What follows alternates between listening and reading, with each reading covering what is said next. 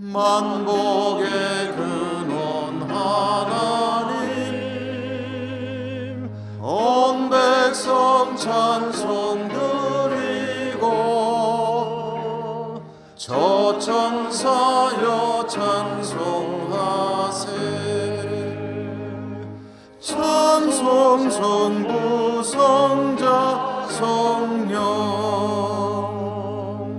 아멘.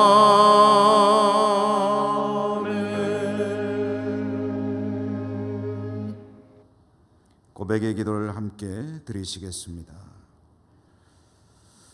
긍휼이 풍성하신 하나님, 오늘도 하나님 앞에 선 저희들 지난 한 주간의 삶을 돌아봅니다. 여전히 하나님 앞에 너무 부끄럽습니다. 진실보다 거짓에 속할 때 여전히 있었고, 빛보다 어두움을 좋아할 때도 있었습니다. 사랑하기보다는 미움에 속할 때도 많이 있었고, 알고 지은 죄, 모르고 지은 죄 여전히 우리의 삶 가운데 있었습니다. 하나님, 연약한 저희들을 불쌍히 여기시고 십자가 보혈로 다시 한번 속량해 주옵소서. 이 시간 드러나지 않는 우리의 모든 은밀한 죄들, 허물들 침묵하며 고백합니다.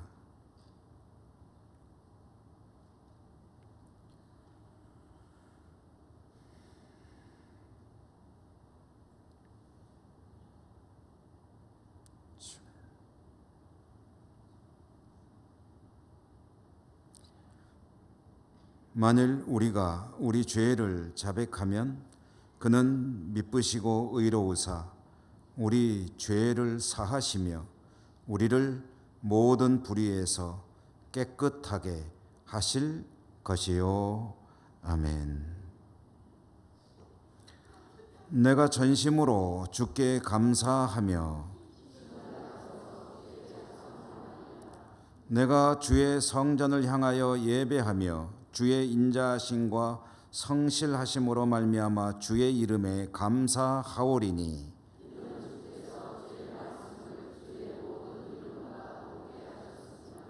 여호와여, 세상의 모든 왕들이 주께 감사할 것은 그들이 주의 입의 말씀을 들음이오며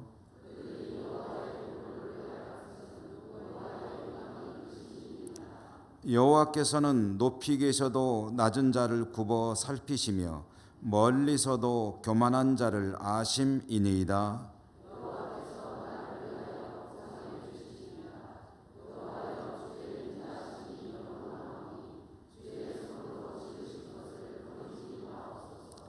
아멘. 사도신경 신앙 고백합니다.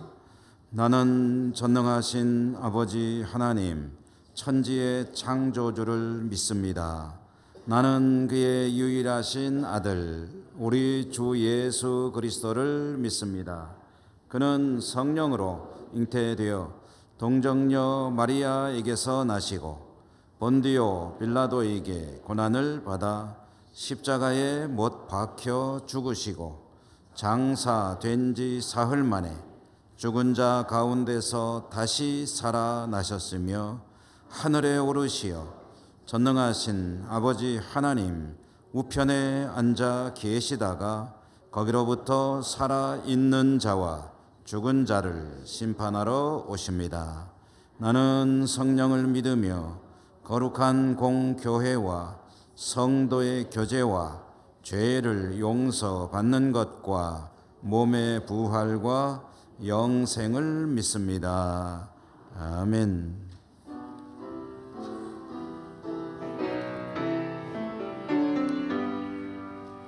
다 찬양하여라 전능왕 창조의 주께 내 보라 주 찬양 영광과 구원의 주님 성도들아 주 앞에 이제 나와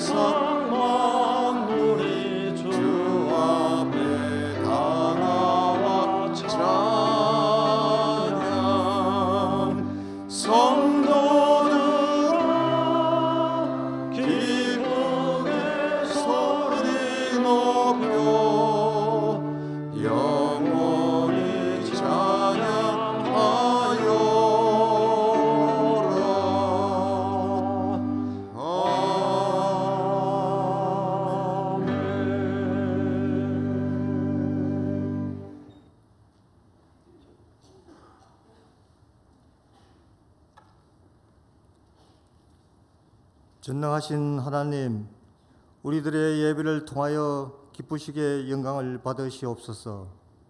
새해 들어 여러 가지 여건과 환경만 탓하다가 막상 이 시대를 살아가다 보니 긴장감보다는 습관에 따른 삶을 살게 됨을 고백합니다.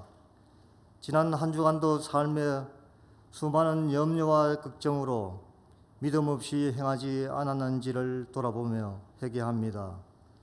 우리 조국 대한민국을 구원하소서. 우리들은 과연 이 나라를 사랑합니까? 지금 백두간도 벼랑 끝에 있습니다. 우리나라는 해지고 구멍나고 비가 새고 고칠 것이 많은 나라입니다.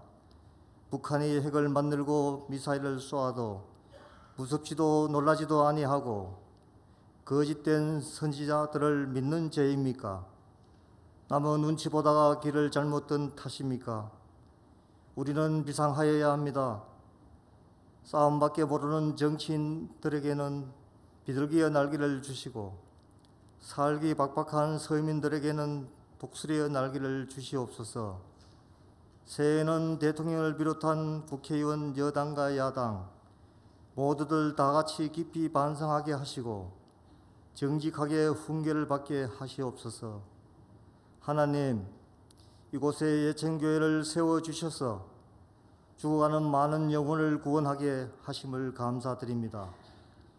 2020년도 새로 세운 기관과 부서, 남성교회와 여전도회, 회장단과 임원들, 찬양대로 교사로 어디에서 무엇을 할지라도 주의 일을 최선을 다하는 진실한 자들이 인치하여 주시기를 원합니다.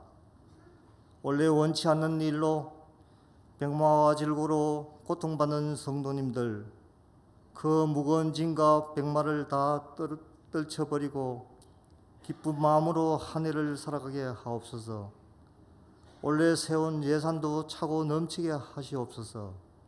예천교인들 가정에 복을 내려 주시옵소서. 110주년으로 나아가는 예천교회가 복을 받게 하여 주시옵소서. 한국교회가 싸움과 분열을 아파하면서 우리 교회는 서로 사랑하며 격려하면서 하늘의 거룩한 뜻을 이 땅에 실천하는 구원의 방주가 되게 하여 주시옵소서. 이 시간 예천 교회 담임 목사님, 부목사님들에게 영육을 강건하게 하시고 올 한 해 선포되어지는 말씀을 저희들이 삼가 듣고 그 명령을 지켜 행하여 들어가도 복을 받고 나가도 복을 받게 하시옵소서. 새롭게 시작하는 한 해 우리 예천교회 성도님들에게 새로운 말씀과 기도와 찬양으로 살아가게 하시옵소서. 호사나 찬양대 찬양을 홀로 영광받아 주시옵소서. 예수님 이름으로 기도드립니다. 아멘.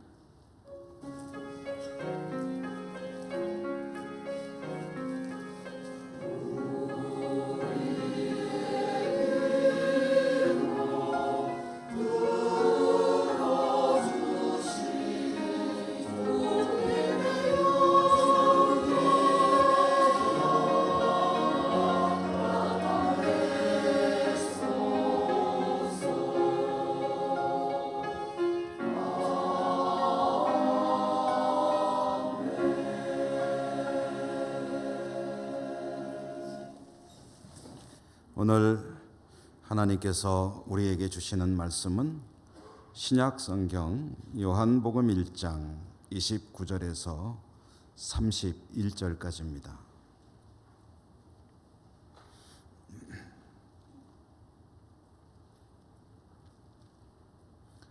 봉독하겠습니다. 이튿날 요한이 예수께서 자기에게 나아오심을 보고 이르되 보라, 세상 죄를 지고 가는 하나님의 어린 양이로다. 내가 전에 말하기를 내 뒤에 오는 사람이 있는데 나보다 앞선 것은 그가 나보다 먼저 계심이라 한 것이 이 사람을 가리킴이라. 나도 그를 알지 못하였으나 내가 와서 물로 세례를 베푸는 것은 그를 이스라엘에 나타내려 함이라 하니라. 아멘.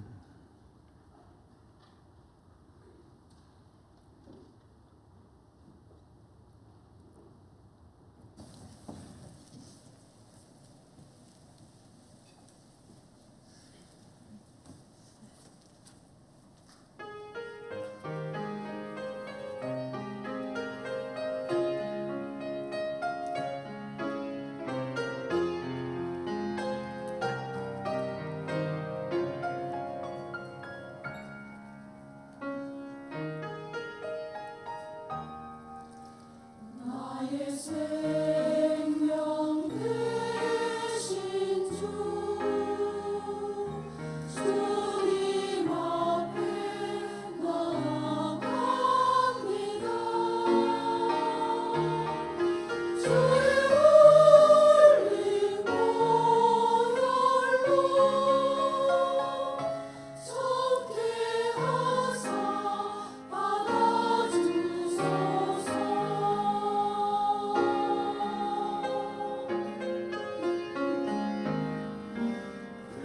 세상 지날 때에도 나를 인도하여 주소서. 주를 믿고 나가면 나의 길을 잃지 않겠네.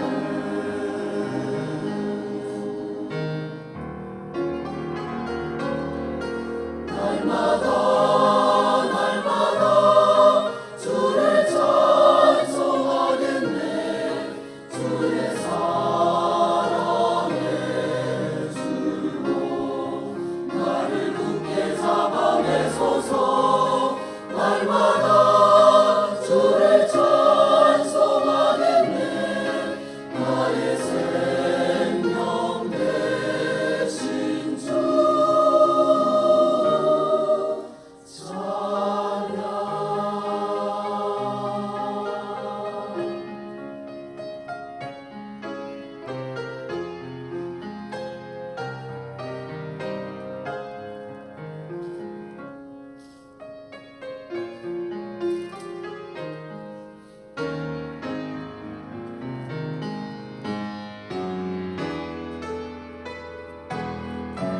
나의 생명 되신 주, 주님 앞에 나갑니다.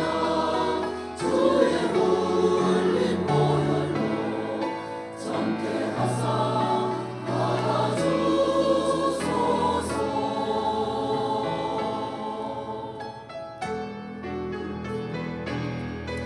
날마다 주를 찬송하겠네. 주의 사랑의 주로 나를 굳게 잡아내소서. 날마다 주를 찬송하겠네. 나의 생명 되신 주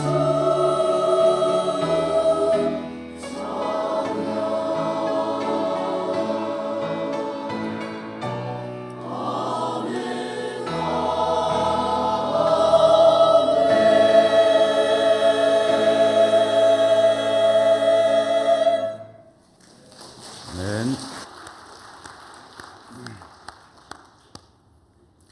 오늘도 주님의 은혜가 풍성하시기를 기원합니다. 오늘은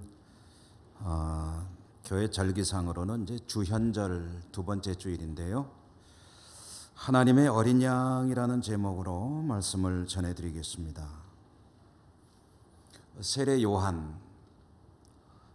요한이라고 하는 사람은 예수님의 길을 예비하는 사람이다 해서 저는 이제 길잡이다 이렇게 표현을 하는 게 좋겠다는 생각입니다. 예수님의 길잡이. 우리 과거 이야기들을 이렇게 보다 보면 예를 들어서 뭐 임금님이 행차하신다 그러면은 앞에 서가지고 그 소리를 지르는 사람이 있죠.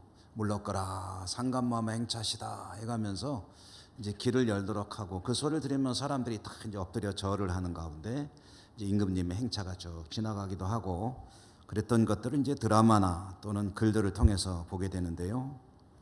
세례 요한이 바로 그런 사람이었다라는 겁니다. 그는 이 땅에 오시는 하나님의 아들 메시아 그 주님의 오심을 위해서 미리 길을 열고 터를 닦고 하는 그런 길잡이를 했던 그런 선지자였는데요. 오늘 본문이 바로 그가 그 사명을 감당하는 그 장면 중에서도 가장 핵심이라고 할 수 있는 부분의 말씀입니다.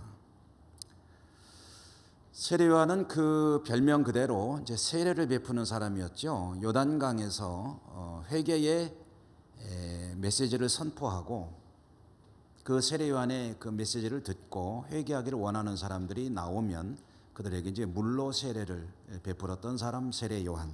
그가 요단강에서 세례를 베풀고 있던 중에 자신에게 세례를 받으시겠다고 향해 오시는 그 예수님을 보게 되었습니다. 자신에게 세례를 받으러 오시는 예수님을 보면서 세례 요한이 외치는 그런 말이 있는데 그게 바로 오늘 우리가 읽은 말씀 속에 있죠. 보라, 세상 죄를 지고 가는 하나님의 어린 양이로다 라고 예수님을 말하자면 지목하면서 그렇게 외쳤다는 이야기입니다. 이 이야기는 자신을 향해서 이제 걸어오셨을 그 예수님의 모습이 사람이기도 하지만 동시에 오버랩되는 그 속에 보이는 그런 어떤 이미지가 모습이 형상이 있었는데 그 형상이 모습이 뭐냐면은 세상 죄를 짊어지고 가는 하나님의 어린 양의 모습으로 비쳤더라라는 그런 이야기입니다. 이것은 세례 요한의 영성이기도 하고 또 그가 이미 기도와 말씀을 통해 깨닫고 있던 바를 다시 한번 확인한 것이기도 하지만 또 한 가지 어떤 차원에서 보면 세례 요한의 신앙 고백이다라고 볼 수도 있겠습니다. 세례 요한이 저분이 바로 세상 죄를 지고 가는 하나님의 어린 양이다라고 외쳤던 그 신앙 고백, 그것이 2000년이 지난 오늘도 저나 여러분 같은 하나님의 백성들, 성도들이 또한 동시에 고백하는 신앙 고백이기도 하죠. 우리는 이 땅에 오신 우리 주님 예수 그리스도, 그분이 나의 죄를 지고 가는 하나님의 어린 양이십니다 라고 고백을 하지 않습니까? 저나 여러분은 이렇게 우리 주님에 대해서 그런 신앙 고백을 하고 있기도 하지만 또 이와 같은 신앙 고백은 늘 반복되어져야 되고 지속되어져야 합니다. 이렇게 우리에게 이와 같은 신앙 고백이 반복되고 지속되어질 수 있으려면 자, 나에게 하나님의 어린 양이 어떤 분이냐, 하나님의 어린 양이라는 말이 도대체 무슨 뜻이냐 어렴풋이 알고 있지만 성경 속에서 특별히 세례 요한이 보았던 하나님의 어린 양의 모습은 어떤 뜻을 가지고 있었느냐, 이런 것들에 대한 이해가 되어야 우리도 세례 요한처럼 고백을 할 수가 있겠죠. 그래서 저는 오늘 이 세상 죄를 지고 가는 하나님의 어린 양이라고 외친 세례 요한의 이 말이 가지고 있는 의미가 뭐냐, 그 뜻이 뭐냐 하는 그 사실을 좀 찾아보려고 합니다. 하나님의 어린 양, 이게 어떤 속뜻을, 어떤 의미를 가지고 있는 것인가? 그 성경 속에서 관련되는 내용들을 찾아보면 뭐 많은 곳에 있겠지만 대표적으로 한 두 가지 정도를 찾아볼 수가 있습니다. 하나님의 어린 양이라는 이 말이 가지는 의미. 첫째로는 대속죄일의 아사셀 염소라는 것에서 찾아볼 수가 있습니다. 좀 어렵죠. 대속죄일 아사셀 염소. 그것을 좀 설명을 드리겠습니다. 이 대속죄일이라는 게 뭐냐 하면은요, 구약 성경에서 하나님께서 정하신 절기입니다. 하나님은 모든 내 백성 이스라엘 백성들은 대제사장에서부터 한 사람도 빠짐없이 이날 온 백성이 속죄의 제사를 드려야 된다. 속죄의 날로 삼아야 된다라고 명하셨고 그 날을 정하셨는데 그 날이 며칠이냐면 유대인들의 달력으로 7월 10일입니다. 우리 달력하고는 다릅니다. 유대인들의 달력으로는 7월 1일이 새해가 시작되는 그런 날이고요. 그 새해가 시작되어서 열흘째 되는 날에 모든 백성들은 예외 없이 하나님 앞에 나와 속죄의 제사를 드려라. 다 나오기 때문에 그냥 속죄가 아니라 큰 대자를 붙어서 대속죄일이 된 것이죠. 이 대속죄일이 되면은 제사장도 하나님 앞에 소를 잡아서 자신의 죄를 위해 제사를 드리기도 하고 여러 가지 일들이 있게 되는데 그 중에 한 가지 아주 중요한 행사가 있습니다. 그게 뭐냐면은 아사셀 염소입니다. 아사셀 염소. 그럼 대속죄일에 행하는 아사셀 염소라는 게 뭐냐 하면은요 이렇게 됩니다. 염소를 2마리를 선택을 해가지고 한 마리는 잡아서 하나님께 제사를 드리고 한 마리는 광야로 이 염소를 내보내게 되는데 이 내보내는 염소를 부르는 명칭이 아사셀 염소입니다. 이 아사셀 염소는 살아있는 상태에서 광야로 이제 나아가게 되는데 자기 혼자 보내면 어디로 갈지 모르니까 제사장이 따라갑니다. 말하자면 이렇게 몰고 가는 거죠. 이렇게 염소를 몰고 가듯이 제사장이 아사셀 염소를 몰고 광야로 나가가지고 적당히 간 거리 어느 정도 가게 되면 이제 절벽으로 이 아사셀 염소를 밀어서 떨어뜨립니다. 그러면 이 염소가 이제 절벽으로 우당탕탕 떨어지면서 이제 부딪혀서 이제 피를 흘리고 죽게 되겠죠. 이렇게 염소가 죽게 되면 죽은 것을 확인한 제사장이 멀리 있는 성전을 향해서 이제 신호를 보냅니다. 아사셀 염소가 죽었다라고 하면은 성전에서 그거를 계속 지켜보고 있던 사람들, 백성들이 이제 모두 다 환호성을 지르면서 막 즐겁게 하나님을 찬송하고 이런 이제 행사를 하게 되는 건데 일종의 퍼포먼스죠. 근데 이게 어떤 의미를 가진 거냐면 아사셀 염소 곧 광야로 보내지는 염소는 지 혼자 가는 게 아니고 이 이스라엘 백성들의 모든 죄를 다 짊어지고 간다고 의미를 부여합니다. 이스라엘 백성들은 저 염소가 우리 백성들의 모든 죄를 다 짊어지고 광야로 나가가지고 거기서 죽어버렸기 때문에 우리의 모든 죄는 저 염소에게 전가가 되어서 그래서 다 멀리 사라져 버렸다. 그러므로 우리의 죄는 이제 없어지게 되었다라는 그런 믿음으로 행하는 그런 행사라는 얘기입니다. 이렇게 보면 이때 광야로 나가서 절벽에 떨어져 죽게 되는 이 아사셀 염소는 이스라엘 백성들의 죄 때문에 희생당하는 희생 제물이 되는 거죠. 세례 요한이 예수님이 자기에게 이렇게 오시는 것을 보는데 그 모습 속에 보여지는 어떤 이미지가 있는데 그게 뭐냐면은 그렇게 광야로 나가서 이스라엘을 위해서 대신 죽는 아사셀 염소의 모습이 그 속에서 보이더라라는 얘기입니다. 그게 첫 번째 의미이고요. 또 한 가지가 있습니다. 또 한 가지는 유월절 어린 양입니다. 유월절, 여러분 유월절 많이 들어보셨죠? 유월절이라는 절기, 이스라엘의 명절입니다. 우리 이제 곧 다음 주면은 설 명절이 있게 될 터인데 우리에게 설 명절과 추석 명절이 가장 큰 명절이듯이 이스라엘 사람들에게는 유월절이 가장 큰 명절 중에 하나입니다. 이 유월절 명절이 어떻게 해서 지키게 되었느냐? 하나님이 정해 주셨는데요. 정해 주신 그 유월절 이 명절의 유래는 이렇게 된 것이죠. 이스라엘 민족이 이집트에서 노예로 살고 있을 때에 그 삶이 얼마나 힘들었는지 그 고통의 소리를 내뱉을 때에 하나님께서 하늘에서 그 소리를 들으셨다. 들으셔서 이 이스라엘 백성들을 이집트의 노예로부터 구원해내기로 작정하셨다. 그 작정하신 하나님께서 사람을 보내셨는데 그게 모세라고 하는 사람이었다. 모세를 보내셔서 노예로 살고 있는 이집트 땅에서 건져내가지고 하나님이 예비해 놓으신 가나안 땅, 약속의 땅으로 데리고 가시는데, 이제 모세를 보내서 이집트의 지배자인 바로에게 내 백성을 보내라 라고 명하는데 바로가 듣겠습니까? 안 듣죠. 안 들으니까 하나님께서 이제 바로에게 압박을 가하기 위해서 이집트 땅에다가 재앙을 내리십니다. 그 재앙이 제일 먼저 첫 번째로 이집트의 나일강의 물이, 그리고 모든 물들이 다 피로 변하는, 마실 수가 없는 거죠.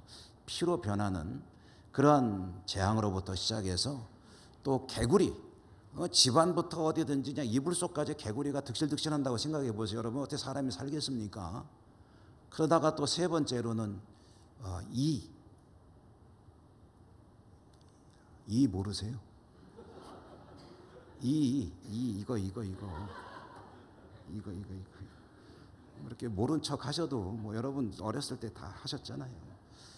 이가 그냥 또 사는 데마다 득식을, 그다음에 파리, 그다음에 또 악한 종기도 나고 뭐 가축들이 뭐 괴이한 질병에도 걸리고 막 그냥 그러다가 이제 아홉 번째로 이제 온 세상이 암흑 속에 들어가는 그런 재앙까지 하나님이 내리셨는데도 이 바로가 얼마나 사람이 아주 좋게 말하면 심지가 굳은지 절대 하나님 말씀에 그냥 굴복을 안 하는 거예요. 그래서 하나님께서 마지막으로 10번째 재앙을 예고하셨는데 그게 뭐냐면 무시무시한 재앙입니다. 내 백성을 네가 보내지 않기 때문에 내가 애굽에 재앙을 내리리니 애굽의 모든 첫째 태생 장자들이 다 죽게 되리라 라는 그런 선포를 하셨어요. 장자, 초태생, 사람부터 가축, 짐승이 이르기까지 이 이집트 땅에 살고 있는 모든 첫 번째로 태어난 것들이 죽게 될 것이다 라고 예고를 하시는데요. 그때가 되면 이 재앙이 이제 실행이 되게 되면 죽음의 천사가 내려와서 이 이집트 땅에는 모든 첫째를 다 이제 죽게 만들 터인데 이제 한 가지 문제가 있습니다. 뭐냐면 이집트 땅에는 이집트 백성들도 살고 있지만 가축들도 있지만 이스라엘 백성들도 살고 있거든요. 그럼 천사가 알아가지고 이 집은 이집트 백성의 집이니까 하나님의 심판을 내려야지. 이 집은 이스라엘 백성의 집이니까 그냥 통과해야지 라고 알아서 하면 참 좋겠는데 아마 그거는 안 됐던 모양이에요. 그러니까 잘못하면은 이스라엘 백성들의 첫째까지 다 죽이는 그런 재앙이 될 수 있으니까 하나님께서 이제 말씀하셨죠. 모세를 통해서 뭐라고 하셨죠? 이스라엘 백성들은 모두 어린 양을 잡으라.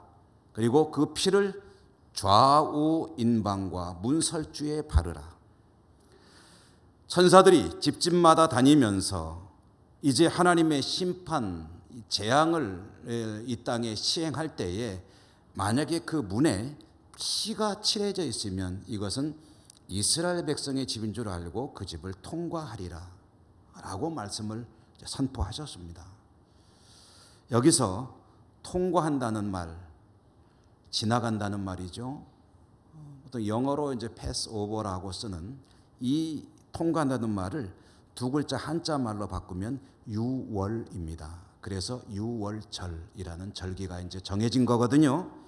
그러므로 이 유월절은 뭐냐면 하나님께서 하나님의 백성을 구원하기 위해 그 죄로 물든 땅에 심판을 행하실 때에 모두가 다 그런 재앙을 심판을 받게 되지만 하나님의 택함 받은 백성들은 그 재앙으로부터 면해지게 되었다. 그때에 그렇게 모두가 죽지만 죽지 않고 살아난 그 사람들을 위해서 대신 죽은 게 어린 양이거든요. 어린 양이 죽어서 피를 발랐기 때문에 이스라엘의 장자들은 살아나게 되었고, 그런 의미에서 보면 하나님의 어린 양은 이스라엘의 장자들을 살리기 위해서 대신 죽은 희생 제물이었다라는 얘기가 되는 거죠. 다시 한번 말씀드립니다. 세례 요한이 자신에게 세례를 받기 위해서 이렇게 다가오시는 주님을 바라보니까 주님이 틀림없이 사람이 걸어오시는데 그 속에서 어떤 모습을 보게 되냐면 아사셀 염소의 모습도 보이고 또 유월절 어린 양의 모습도 보이고 그러면서 그 주님의 그 정체성을 알아보면서 세례 요한이 큰 소리로 외치는 거예요. 보라, 세상 죄를 지고 가는 하나님의 어린 양이로다. 이 말은 저분이 바로 이 땅의 모든 죄의 문제를 해결하기 위해서 오신 메시아시요, 그가 이 땅의 모든 죄를 인하여 죽게 되리라, 그가 희생됨으로 인하여 죄의 문제가 해결되리라 라는 이런 모든 내용들을 포함한 선포를 하고 있는 것이죠.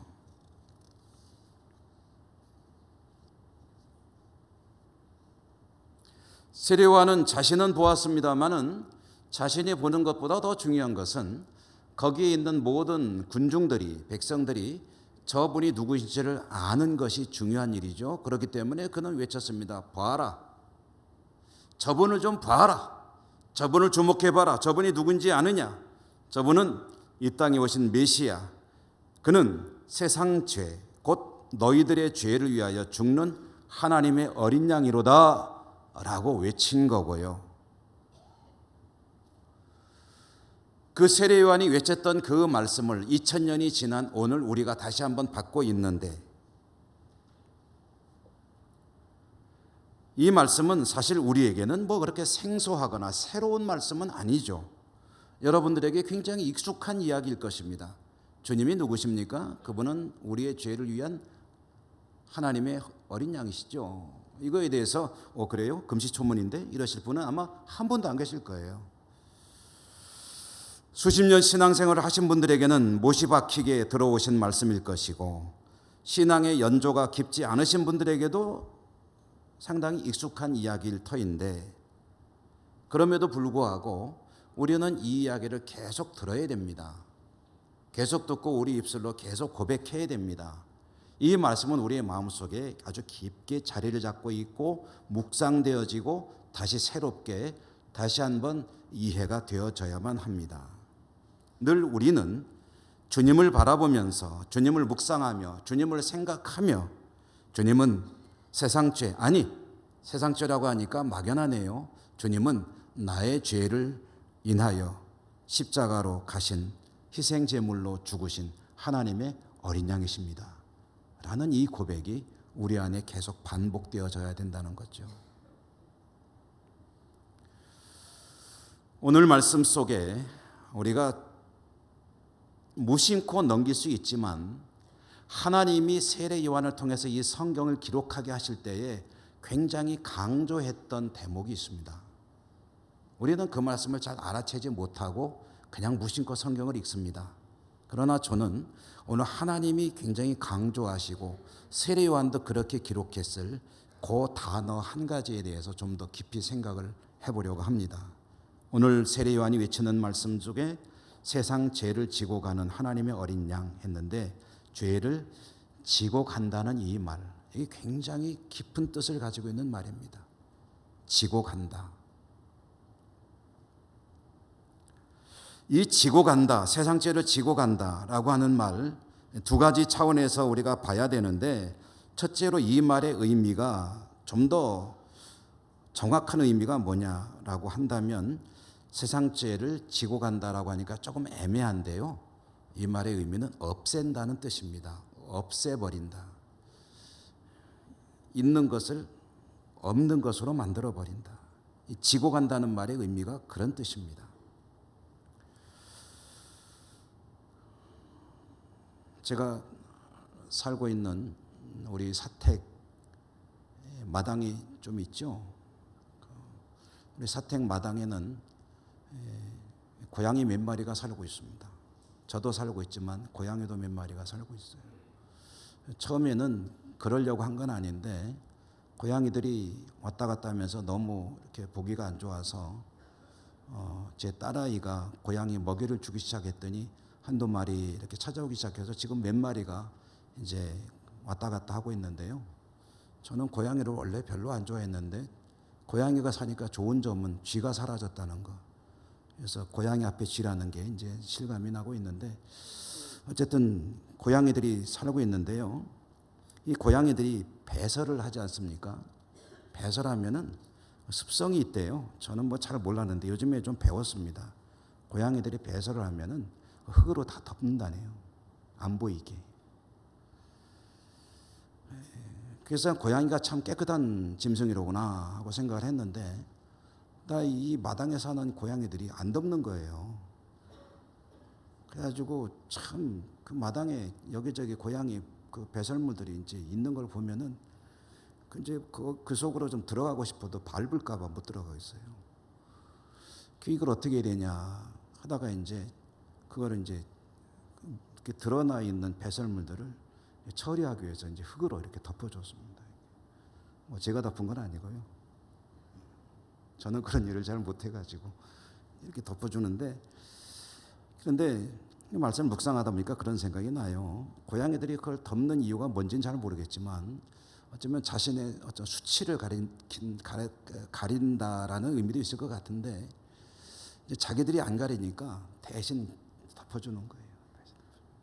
안 보이게 없애주는 거죠. 세상 죄를 지고 간다. 나의 죄를 지고 간다. 주님이 내가 저질러 놓은 것들을 덮어주시는구나. 안 보이게 하시는구나. 없이 해주시는구나. 지고 간다는 말의 의미가 그 한 가지가 있고요. 또 한 가지 정말 더 중요한 의미가 있는데, 뭐냐면은 이 세상 죄를 지고 가는 이 일을 주님이 그때부터 지금까지 계속하신다는 뜻입니다. 보통 이제 영어 단어로 말하면 현재 진행형, 그때부터 지금까지 계속되고 있는 거예요. 뭐 맞는지 모르겠어요. 어쨌든 계속되고 있는 거예요. 그때부터 지금까지 계속되고 있고 반복되고 있고 지속되고 있다. 없애는, 주님께서 세상의 죄를, 아니 좀 더 구체적으로 나의 죄를 없이 하는 그 일을 그때로부터 지금까지 계속하고 계신다. 효력이 계속되고 있다라는 뜻입니다. 그게 뭐 그렇게 중요하냐? 중요합니다. 말씀드릴게요. 여러분, 주님께서 십자가의 죽으심으로 우리의 죄의 문제는 단번에 해결이 됐습니다. 유월절 어린 양이니 아사셀 염소니 이런 것들은 우리들의 죄의 문제를 근본적으로 해결하지는 못했습니다. 아사셀 염소는 매년 반복되는 행사이고요. 유월절 어린 양도 죄를 해결한 것이 아니라 일시적으로 장자들의 생명을 살려낸 것이었기 때문에 우리의 영원한 생명을 가져오는 그런 죄를 해결하는 그런 근본적인 해결책은 아니었는데, 우리 주님이 사람이 되어 이 땅에 오셔가지고 십자가에 죽으신 것은 임시 방편이 아니고요, 단번에 죄의 문제를 해결하신 그런 일인데, 그렇게 십자가의 죽으심으로 우리의 죄는 단번에 해결이 되었지만 그때 그것으로 그쳐진 것이 아니라 그 죄를 해결하신 효력은 지금까지 계속되고 있다라는 이 이야기를 성경은 어떻게 기록하고 있느냐? 주님이 계속해서 짐을 지고 그걸 나르고 계신다라는 의미로, 그런 동작으로 표현을 했다는 그런 이야기입니다.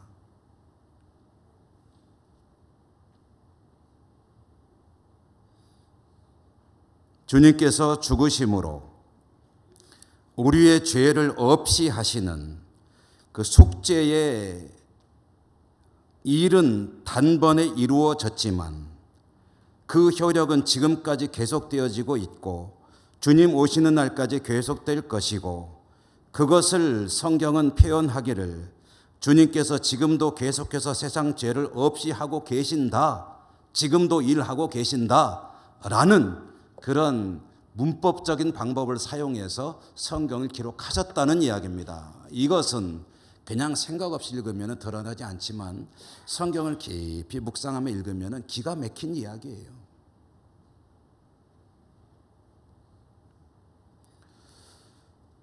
2000년 전에 사람이 되어 이 땅에 오신 주님께서 십자가의 죽으심으로 우리의 죄 문제를 해결하셨다고 한다면, 그렇게 한 번 고난 속에 수고하시고 이제 되었다 하고서 이제는 니들 알아서 해라가 아니고, 지금도 주님께서는 변함없이 세상의 죄를 없이 하는 일, 그 일을 계속하고 계신다는 그런 말씀을 전해주고 있는 겁니다.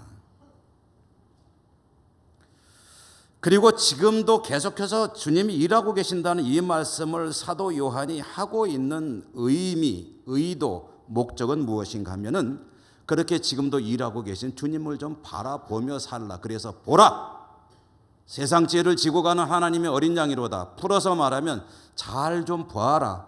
지금도 그분은 너의 죄를 없이 하기 위해서 일하고 계신다. 좀 보면서 살아라 라는 의미도 이 말씀 속에 들어있다는 이야기예요.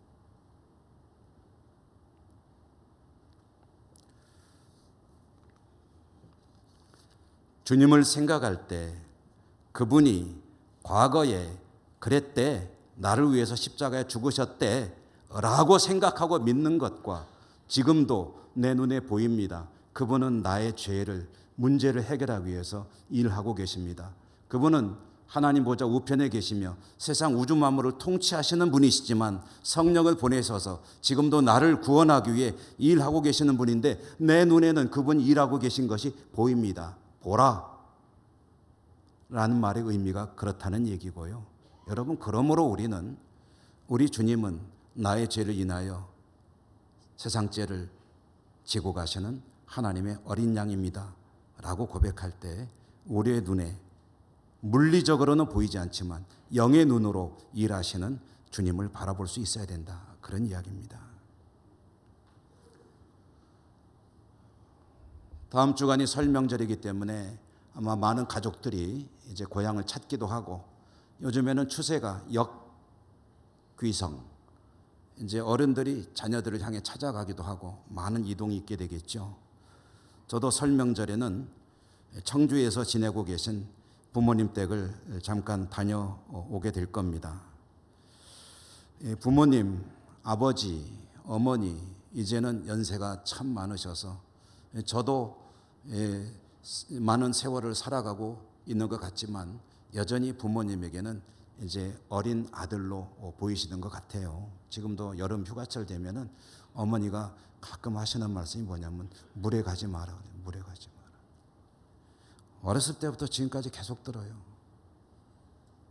제가 아주 꼬마일 때부터 지금까지 물에 가지 마라. 그러면은 제가 아이고 어머니 제가 나이가 몇인데 이러겠습니까?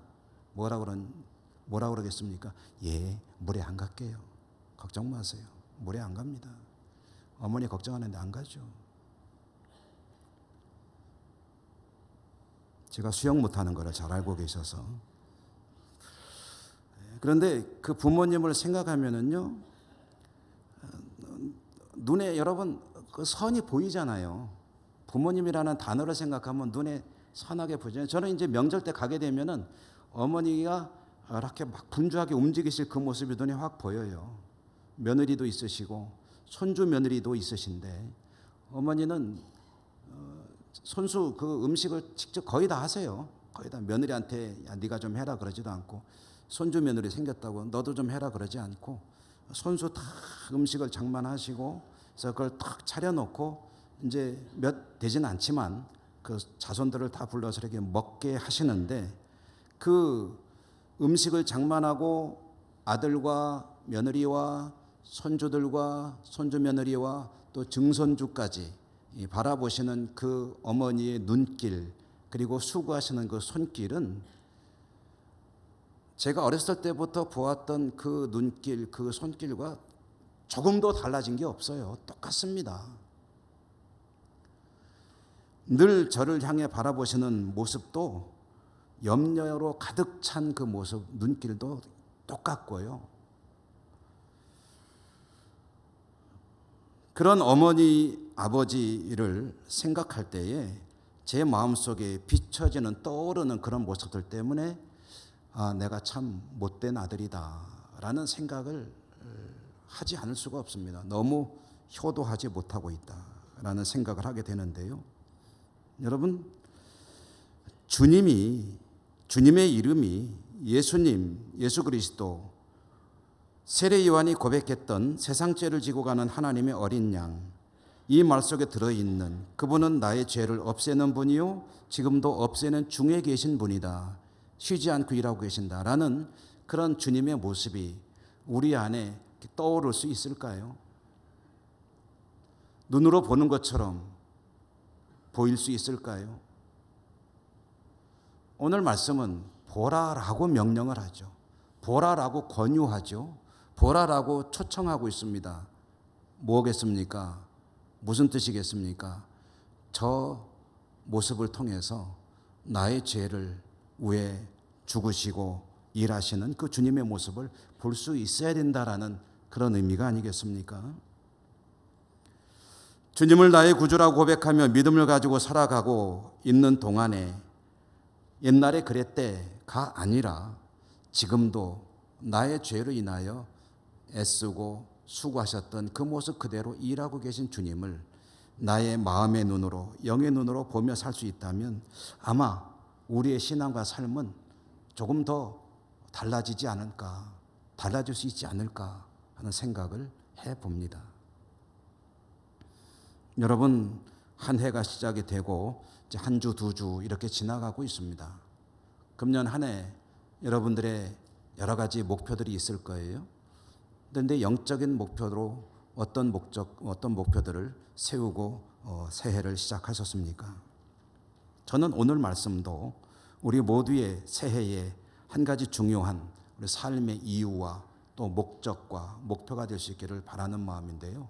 금년 한 해 여러분들이 주님 생각하면 지금도 하늘 보좌 우편에 계시고 그리고 세상 우주 만물을 통치하시는 전능하신 하나님이시지만 그러나 나를 위해 이 땅에 오셔서 십자가에 죽으셨고 피 흘리셨고 지금도 나의 죄를 없애기 위해서 일하고 계신 그 주님의 모습이 여러분 마음속에 눈앞에 선하게 보이는 복된 한 해가 되시기를 주님 이름으로 축원합니다.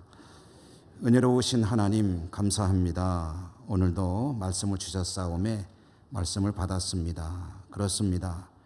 주님이 우리를 위해 하셨던 일들 그리고 그렇게 피 흘리고 십자가에 죽으시고 지금도 일하고 계신 주님을 늘 바라볼 수 있는 삶이 되기를 원합니다. 은혜 더해 주시고 성령으로 함께해 주시고 금년 한 해가 그렇게 살아가는 복된 한 해 되게 하여 주옵소서. 예수님 이름으로 감사하고 기도드립니다. 아멘.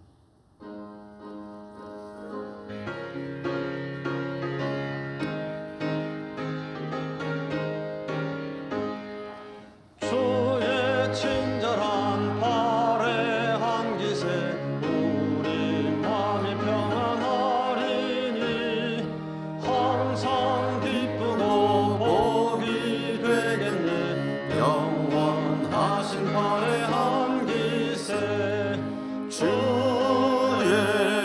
발에 그 크신 발의 한깃에 주의 발에 영원하신 발의 한깃에 날이 갈수록 주의 사랑이 두루 광명하게 비치고 전성 가는 길 편히 가리니 영원하신 발의 한깃에 주의 발에 그 크신 발의 한깃에 주의 발에 영원하신 발의 한깃에 주의 보좌로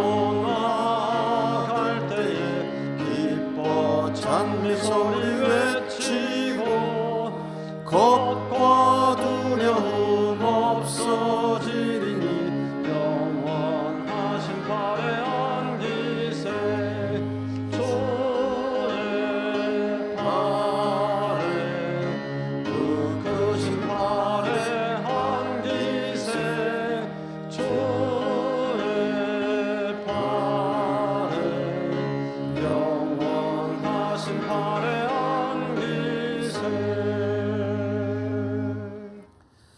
하나님, 오늘도 복된 성회를 주시고 다른 곳에 있지 아니하고 하나님을 예배하는 자리에 있을 수 있도록 저희들의 삶의 여건을 주장해 주시고 믿음의 은사 주셨음을 감사드립니다. 하나님 앞에 나오며 오늘도 저희들은 하나님께 올려드릴 예물을 정성껏 준비해 가지고 왔습니다. 이것은 하나님께서 저희들에게 주신 축복과 은총의 일부이고 마땅히 드릴 것이기 때문에 저희들이 믿음으로 구별해와 가지고 올려드리오니 하나님 기쁘게 받아주시고 드리는 이 예물이 쓰일 때 하나님의 뜻이 이루어지고 영광 드러나게 하시고 드리는 저희들의 삶은 믿음과 범사가 더욱 풍성하고 형통하도록 인도하여 주옵소서. 예수님 이름으로 감사하고 기도드립니다. 아멘.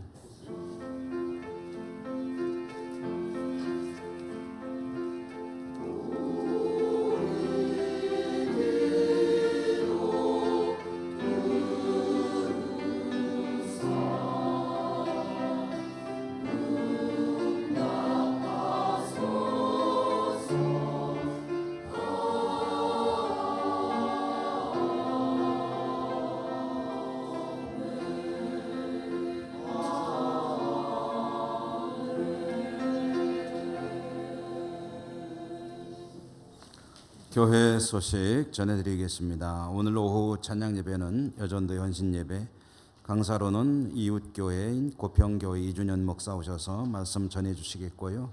헌금 순서가 있게 되겠습니다. 이번 주 금요 심야기도회는 지역별로 모이는 주간인데 명절이 끼어 있기 때문에 우리 각 지역의 지역장님들 또 우리 구역장님들과 잘 상의하셔서 이 지역별 기도회를 어떻게 하실지 자율적으로 하시도록 위임하겠습니다. 지역 형편대로 하시기 바랍니다.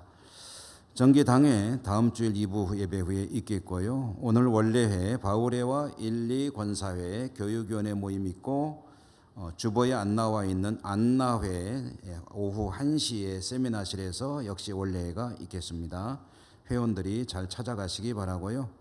영주노회 교육자원부에서 주관하는 예천 지역 재직 세미나가 내일 모레 화요일 오전 10시 우리 교회에서 있겠는데 강사로는 서울의 왕십리 중앙교회 양의섭 목사 오셔서 말씀 전해 주시겠고 중식이 제공됩니다. 한 가지 첨언해서 말씀드리면 우리 교회는 따로 이 재직 세미나를 하지 않습니다. 이유는 그중에 하나는 이제 노예에서 하는 재직 세미나가 매년 연초에 우리 교회에서 있기 때문에 우리 교우들의 재직 세미나를 겸해서 똑같은 걸 2번 하는 것이 그렇기 때문에 진행을 하고 있습니다. 그러므로 영주노예 재직 세미나이지만 우리 재직들께서는 우리 교회 재직 세미나라고 생각하고 오시면 좋겠습니다.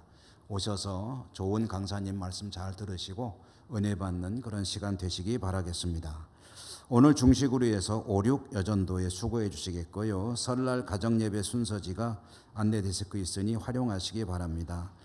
보건소에서 요청하셔서 국가 암 무료 검진 공지를 해드리는데 1월 21일 화요일 오전 8시 반부터 12시까지 군청에서 있다고 합니다. 일부러 찾아오셔서 우리 교우들에게 꼭 좀 홍보해 주십시오 해서 이렇게 주보에 알려드리게 되었습니다. 짝수년도 출생하신 분들이 해당이 된다고 하고요. 관심 있으신 분들은 밖에 게시판에 안내문이 있으니까 참고하시기 바랍니다. 단기 선교 7월 27일부터 8월 1일까지 한 주간 필리핀 선교지 우리 교회가 협력하는 김채빈 선교사의 선교지에서 있게 될 것입니다. 이 단기 선교에 관심 있는 우리 성도님들의 참여를 기대하는데요. 단기 선교는 가서 열심히 선교사님을 도와 일을 하는 것들도 있고 또 우리 아이들에게는 선교적인 어떤 눈을 키워주고 역량을 키워나갈 수 있는 좋은 기회이기도 합니다. 그래서 작년과 또 우리 교회 학교에서도 많이 참여해서 단기 선교가 잘 이루어질 수 있도록 도와주시면 고맙겠습니다. 그리고 성지 답사를 계획하고 이제 그동안 준비해 왔는데 신청하고 기다리시던 분들 조금 이제 궁금하신 것이 있을 것입니다. 그동안에 여러 가지 세부적인 것들을 여행사와 조율하면서 이제 확정을 했습니다. 그래서 오늘 오후 예배 마친 후에 세미나실에서 여행사 직원도 오고 또 우리 교회가 준비한 내용들도 설명해드리고 그렇게 해서 설명을 하고 이제 구체적인 준비에 들어가게 될 터인데 신청하셨던 분들은 가급적이면 부득이한 경우 아니면 오셨으면 좋겠고요. 그리고 혹시 신청 안 하셨더라도 이 성지 답사에 관심 있으신 분들은 오셔서 설명을 들으셔도 괜찮겠습니다. 예천 사랑 어린이집과 대심조공 어린이집이 교사를 채용합니다. 한 분씩 채용하는데 주보 보시고 관심 있으신 분들이 문의해 주시기 바랍니다. 이상 교회 소식 알려드렸고요. 옆에 계신 분들하고 인사, 축복의 말씀으로 인사하겠습니다. 사랑합니다. 복된 한 해 되시기 바랍니다.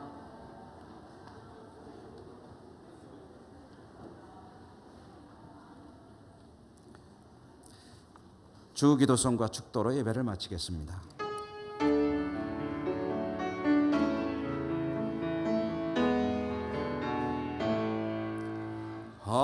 하늘에 계신 아버지 이름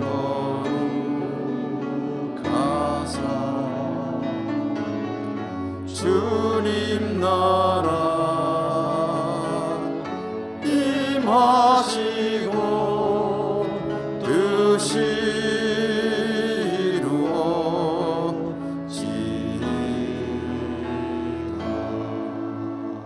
일용할 양식 주시고 우리들의 큰 죄 다 용서하옵시고 또 시험에 들게 마시고 악에서 구원하소서. 내게 주의 나라 주의 권세 주의 영광이